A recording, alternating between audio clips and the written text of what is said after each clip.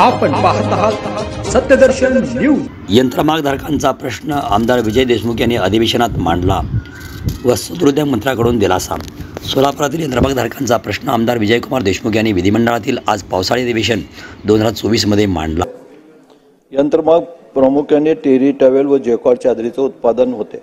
सोलापुरात जवळपास 14,000 यंत्रमाग कार्यरत आहेत व तसे 2,000 आसपास अत्याधुनिक शटरलेस रॅपियर लूम्स आहेत। प्रामुख्याने हा सगळा कॉटनच्या धाग्यापासून उत्पादन होतो। गेले 5-6 वर्षापासून सोलापुरातला हा व्यवसाय यंत्रमागधारकांचा अडचणीतून जात आहे। त्याचं एक कारण म्हणजे आयात चायना मायक्रो ट्रॅव्हलमध्ये सोलापूरच्या टेरी ट्रॅव्हलची मागणी कमी होत आहे। ह्याच्यासाठी काय उपाययोजना सरकार करणार आहे का? दुसरी गोष्ट म्हणजे देशात MSME चा 43BH हा कायदा म्हणजे 45 दिवसात पेमेंट करायचा आहे आणि यावे अन्यथा थकीत पेमेंट आहे ते आयकर भरावे लागणार असा होता। त्यामुळे उधारी विकणारा माल तसाच पडून राहिला आणि त्यामुळे त्या बाजारपेठामध्ये प्रचंड मंदी निर्माण झाली।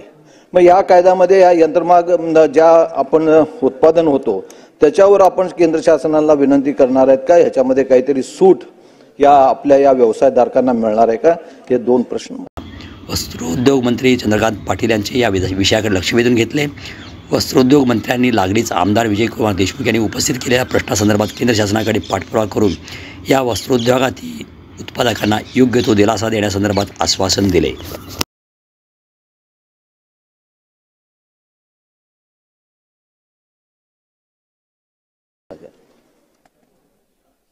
सन्माननीय मंत्री महोदय, माननीय विजय मालकांची सूचना जी आहे ते बरोबर आहे। कारण जे एकूण 4 शहरं ही वस्त्रोद्योगवर टेक्सटाईलवर एका अर्थाने आपला सगळा उदरनिर्वाह चालवतात त्यातलं हे आणखीन एक मोठं शहर आहे। त्यामुळे दोन्ही मुद्दे त्यांनी जे म्हटलेले आहेत ते मी नीट समजून घेतो आणि त्या दोन्ही मुद्द्यांचा पुन्हा एकदा केंद्राशी संबंध आहे। विजय मालक बरोबर ना?